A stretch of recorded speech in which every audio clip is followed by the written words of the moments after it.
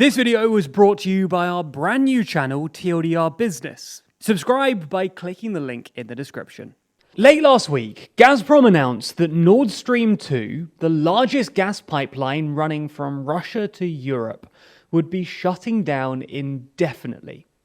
Now, this wasn't entirely surprising. Basically, every pipeline into Europe has seen some sort of disruption since the war began in February, and Gazprom has been reducing flows via Nord Stream since June. However, given that last year Nord Stream accounted for about 35% of Europe's Russian gas imports and 15% of Europe's total imports, this shutdown isn't good news for the continent, which is already looking at unprecedented gas prices. So in this video, we're going to be trying to figure out whether Europe has enough gas to last the winter, and we're going to do this in 3 parts. Firstly, we're going to be taking a look at the disruption to Russian gas imports into Europe, most recently with Nord Stream. Secondly, we're going to be taking a look at Europe's gas storage, which is actually going pretty well.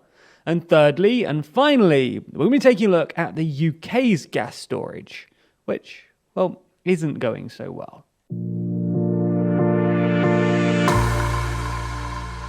So, let's start by taking a look at the disruption to Russian gas imports into the EU. The first thing to mention is that Russia is Europe's single largest source of gas, and Russian gas accounts for between 40 and 50% of all of the EU's gas imports. Now, of this gas, about 85% comes via pipelines, of which there are 4 main pipeline systems. Nord Stream, sometimes called Nord Stream 1, which runs through the Baltic Strait to Germany. Yamal Europe, which runs via Belarus into Poland and then on to Germany. The Ukraine transit system, which refers to a web of pipelines running through Ukraine and into Central Europe, and Turkstream, which runs through the Black Sea into Turkey. Now, since the war began in February, Putin has been slowly shutting off the taps on these pipelines. Russia shut off Yamal Europe in April after Poland and Bulgaria refused to pay in rubles, and Ukrainian authorities reduced flows via the Ukrainian transit system in early May after Russian occupying forces took control of their gas compressor station.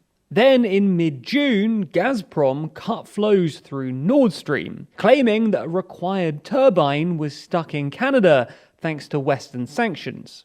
Then, a week or so later, they announced that Nord Stream would be closing for scheduled maintenance. And while it briefly came back online in July and August, it was pumping at a reduced capacity. And just last week, Gazprom announced that they would be shutting it down indefinitely, citing an oil leak at the main gas turbine in the Portovia compressor station. Now, this claim isn't really plausible, not least because Putin has an obvious incentive to limit gas flows into Europe, as he's done already, but also because Siemens, the company that manufactures and maintains the turbines, has said that these leakages are commonplace and don't usually affect gas flows at all. Anyway, combined with the other disruptions to Yamal Europe and the Ukraine transit system, this means that Russian gas flows into Europe are now down to less than 80 million cubic meters per day. For context, at the same time last year, they were roughly 5 times higher at roughly 400 MCM per day. All in all, that means that European pipeline gas imports from Russia, which usually account for about 40% of all of Europe's gas imports, are now down 80%. Obviously, this shortfall, combined with the fact that European gas prices are currently at least 10 times higher than usual, has provoked some anxiety in Europe about gas supplies during the winter. Natural gas is currently used to heat about half of European households, and is the dominant source of energy for European households, representing about 30% of all household energy consumption. So if Russian gas flows into Europe remain low, which looks pretty likely at this point, then European households might struggle to stay warm this winter. Which brings us on to the second part of this video, Europe's gas storage. Basically, a few months ago, European politicians realized that this could be a problem. And in late June, the European Union put together a plan requiring every member state to have their gas storage facilities at least 80% full by this winter, and then 90% full in the following winters. And any countries which don't have storage capacity, specifically Ireland, Finland, Estonia, Lithuania, Greece, Luxembourg, and Slovenia, instead had to make so-called solidarity agreements with neighbouring member states. For example, them buying gas, but then storing it in another country's reserves, which would guarantee them access to gas in the event of a shortfall. Member states also set interim targets for September, where they put forward the percentage of reserves they aim to have filled by September 1st. Now, while there was originally some skepticism that member states would be able to meet their targets, because at the beginning of the year, high prices meant that storage levels were basically at an all-time low, as of September 1st, the vast majority of member states are on track to meet the 80% target. Every EU member state, apart from Latvia, made their September 1st target, which for most countries was 60%. Many are already above this level. Also, to be fair to Latvia, they had their gas cut off for a week by Gazprom in early August, which won't have helped them stock up. Taken as a whole, the EU's gas storage is already at over 80% full, with about 900 terawatt-hours worth of energy already in storage, well above the place it was at last year. Now, while this isn't enough to tide Europe over, for context, in 2019, Europe consumed 600 terawatt-hours in January alone. It should be enough to smooth out the curve and keep prices at a manageable level. All in all, Europe is looking surprisingly good for this winter, and that's one of the reasons that European gas prices have recently fallen off a cliff.